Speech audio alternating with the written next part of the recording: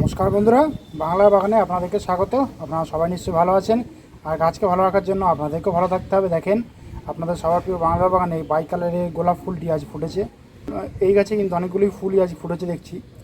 দেখেন, এই একটি ফুল ফুটেছে, আবার দেখেন এই একটি ফুল ফুটেছে। তো দেখতে কিন্তু বেশ দুর্দান্ত লাগছে। এখনও কিন্তু কুঁড়ি আছে, এই দেখেন কুঁড়ি আছে, দেখেছেন? আর দেখেন এটা পুরনো ফুল আর কি, তো ঝরে পড়ে যাবে। তো আমি সেই জন্য করছি আগে থেকে এটা ছিঁড়ে দিচ্ছি। এই দেখেন এরকম ছিঁড়ে দেবেন, কিন্তু দেখেছেন ফুলের পাপড়ি কিন্তু ঝরে পড়ে গেল। কারণ এখন যেহেতু মানে বৃষ্টি চলছে কম বেশি, ওরকম ছিঁড়ে না দিলে কিন্তু গাছে আর কি নতুন ব্রাঞ্চ আসবে না। আর এখন কিন্তু এই গোলাপ গাছে কিন্তু প্রুনিং করবেন না। হার্ড প্রুনিং করার সময় আসলে আমি দেখাবো আপনাদেরকে কখন হার্ড প্রুনিং করবেন। এই গোলাপ গাছকে এই সময় আর কি কীভাবে আপনারা পরিচর্যা করবেন না করবেন সেই নিয়েও কিন্তু আমি আমার চ্যানেলে ভিডিও শেয়ার করেছি। আপনারা আপনাদের বাড়িতে গোলাপ গাছ থাকলে ঠিক একই রকমভাবে পরিচর্যা করা শুরু করে দেন, দেখবেন আপনাদের গোলাপ গাছ কিন্তু ঝাঁকড়া হয়ে উঠবে এবং শীতের সময় আর কি ভালো ফুল আপনারা ধরাতে পারবেন আপনাদের গোলাপ গাছ থেকে।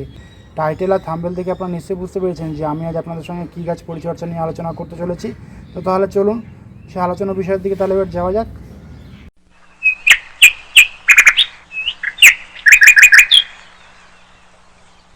দেখেন, গাছগুলিকে দেখে আপনারা নিশ্চয়ই চিনতে পেরেছেন যে এগুলি কী গাছ। এগুলি গাঁদা গাছ ঠিকই, তবে এগুলি হলো মানে দেশি গাঁদা গাছ, হাইব্রিড ভ্যারাইটির কোনো গাঁদা গাছ নয়। আমার বাড়িতে এই গাঁদা গাছ আমি বসিয়েছিলাম। প্রতি বছরই আমি শীতের আগে আগে নতুন করে চারা করে নিয়ে আমি বসাই। তো আমি আজকে আপনাদের সঙ্গে কিভাবে আপনারা আপনাদের বাড়িতে এই গাঁদা গাছ থাকলে এই গাঁদা গাছের ডাল থেকে আপনারা কিভাবে নতুন নতুন কাটিং করবেন, দিয়ে আপনারা শীতের সময় কীভাবে ভালো ফুল পাবেন না পাবেন সমস্ত কিছু কিন্তু আমি আপনাদের সঙ্গে ডিটেলসে আলোচনা করব। তো আজকে প্রথম আমি আপনাদেরকে দেখাবো যে এই দেশি গাঁদা গাছের ডাল থেকে আপনারা খুব সহজে চারা কিভাবে করবেন। এই গাছের চারা করা কিন্তু কোনো কঠিন বিষয় নয়, খুব সহজ ব্যাপার। আপনারা ভিডিওটিকে স্কিপ করবেন না, সম্পূর্ণ ভিডিওটি মনোযোগ সহকারে দেখার অনুরোধ রইল। তাহলে আপনারা শিখে নিতে পারবেন যে কীভাবে দেশি গাঁদা গাছ থেকে খুব সহজেই আর কি চারা আপনারা বাড়িতে তৈরি করতে পারবেন। দেখেন, প্রথমেই আমি বলি আপনারা করবেন কি, আপনারা পরিণত ডালগুলিকে বেছে নেবেন। কুঁড়ি থাকা ডাল কিন্তু আপনারা নেবেন না, যে ডালগুলিতে কুঁড়ি নেই সেই ডালগুলিকে আপনারা বেছে নেবেন। যেমন দেখেন, এই ডালটি আপনারা নিতে পারেন, পাশের ডালটি আপনারা নিতে পারেন, পাশের ডালটিও আপনারা নিতে পারেন, কিন্তু এরকম কুঁড়িরত অবস্থার কোনো আর কি গাঁদা গাছের ডাল আপনারা নেবেন না। এখান থেকে ডাল ভেঙে নিয়ে আমি চারা করে আমি আপনাদেরকে দেখাচ্ছি। এই গাঁদা গাছের ডালটা তো এটা একটু নিচ থেকে ভাঙবেন, মানে আর যদি ব্লেড দিয়ে কাটতে পারেন খুব সুবিধাই হয়। দেখেন এরকম ছোটো ছোটো করে কাটবেন, বেশি বড় করে কাটবেন না, এরকম ছোটো ছোটো করে কাটবেন, তাহলে দেখবেন চারা খুব সহজেই হয়ে যাবে। বেশি বড় করে কাটলে চারা হতে একটু দেরি হয়। তো আমি এরকম কেটে নিয়েছি, কেটে নিয়ে আমি বালিতে বসিয়ে রাখবো, একটু রুটিং হরমোন দেবো, দিয়ে বালিতে বসিয়ে রাখবো। তারপরে আমি আপনাদেরকে দেখাচ্ছি কীভাবে চারা করে আপনারা কেমন ধরনের মাটিতে রোপণ করবেন না করবেন, কেমন জায়গায় রাখবেন না রাখবেন। তো দেখেন, এখানে আমি একটা গ্রো ব্যাগে আমি বালি নিয়ে নিয়েছি। এবার আমি করবো কি, বালিটাকে আগে একটু ভিজিয়ে নেব। ভিজিয়ে নিয়ে আমি এই গাঁদা গাছের ডালগুলিকে আমি রোপণ করব। আমি কিন্তু কোনো রকম রুটিং হরমোন কিন্তু ইউজ করি না, প্রতি বছরই আমি এরকম চারা করি রুটিং হরমোন ছাড়াই। আপনারা চাইলে রুটিং হরমোনও ইউজ করতে পারেন, বা অ্যালোভেরার যে জেল হয় সেই জেলও কিন্তু আপনারা ইউজ করতে পারেন। মানে অ্যালোভেরার ডাল ভেঙে নিয়ে সেই আঠাটাকে আর কি কাণ্ডগুলিতে সঙ্গে লাগিয়ে আপনারা বালিতে বসিয়ে দিতে পারেন, তাতে কিন্তু চারা হবে, কোনো অসুবিধা হবে না। দেখেন, বালিটাকে আমি পুরো ভিজিয়ে নিয়েছি।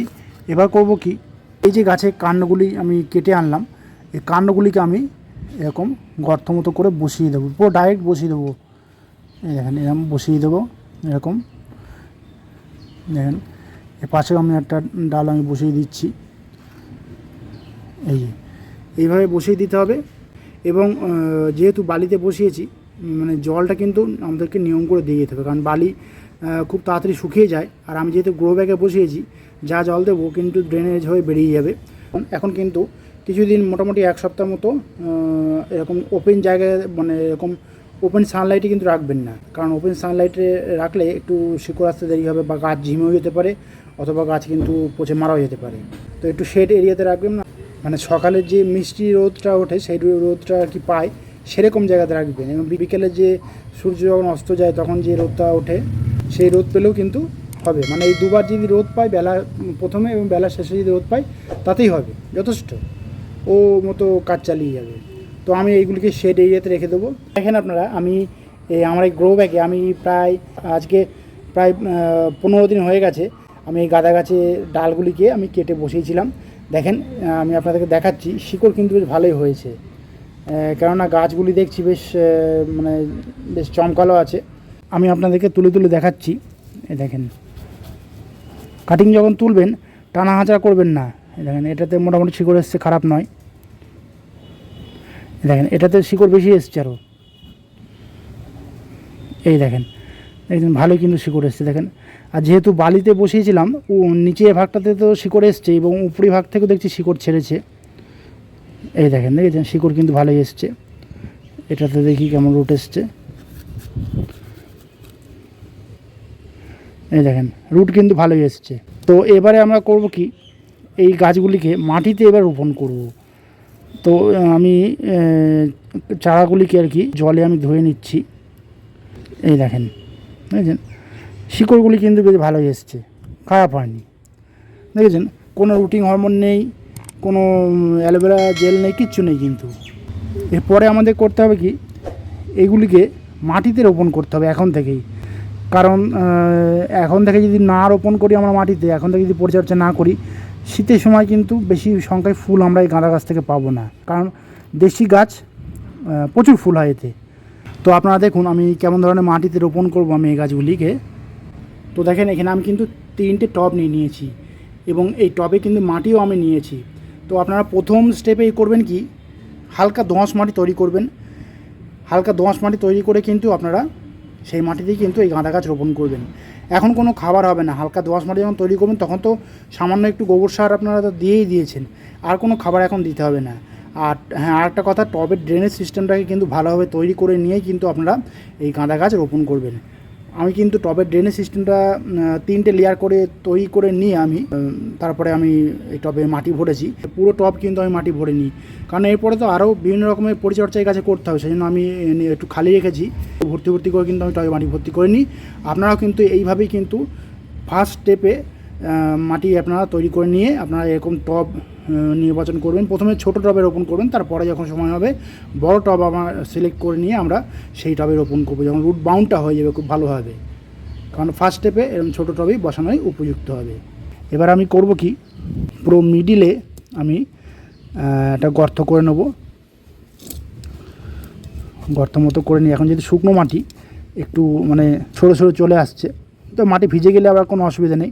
যেগুলো একটু কী ঢেলা ঢালা হয় সেগুলো একটু হাত দিয়ে গুঁড়ো করে নেওয়া অসুবিধা হবে না। তো আমি তাই করলাম, হাত দিয়ে গুঁড়ো করে নিলাম। নিয়ে গোড়াটাকে একটু চেপে এরম সোজাসুজিভাবে বসিয়ে দেবেন।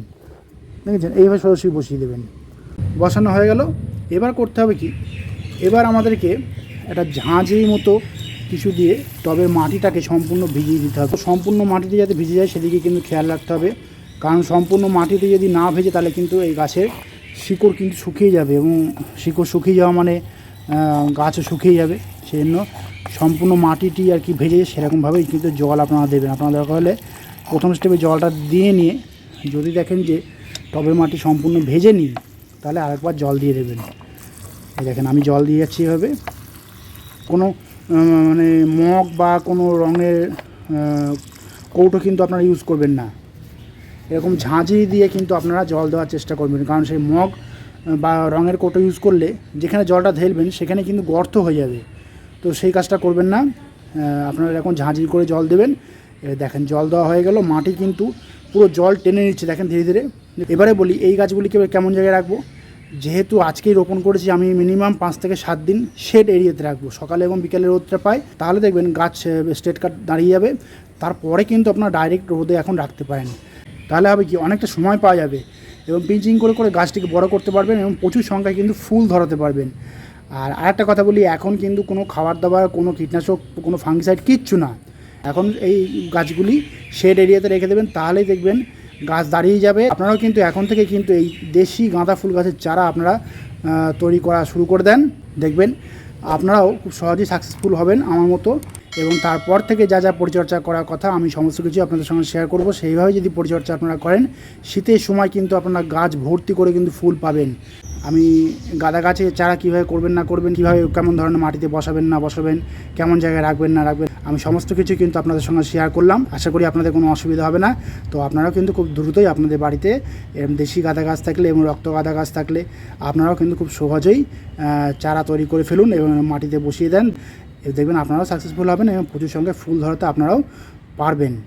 তো বন্ধুরা, আজ এই পর্যন্তই। আর যদি কোনো কমেন্ট থাকে তাহলে কিন্তু বাংলার বাগানকে জানাতে ভুলবেন না, কারণ বাংলার বাগান সবসময় আপনাদের পাশে ছিল, আছে এবং থাকবে। আর আমার এই ভিডিওটি যদি আপনাদের ভালো লাগে তবে লাইক করবেন, গাছপ্রেমী বন্ধুদের মধ্যে শেয়ার করবেন এবং আমার চ্যানেলটিকে সাবস্ক্রাইব করে বেল আইকনটিকে প্রেস করে অল নোটিফিকেশনটিকে প্রেস করে রাখবেন, যাতে এই নিত্য নতুন ভিডিওগুলি আপনাদের কাছে খুব সহজেই পৌঁছে যেতে পারে।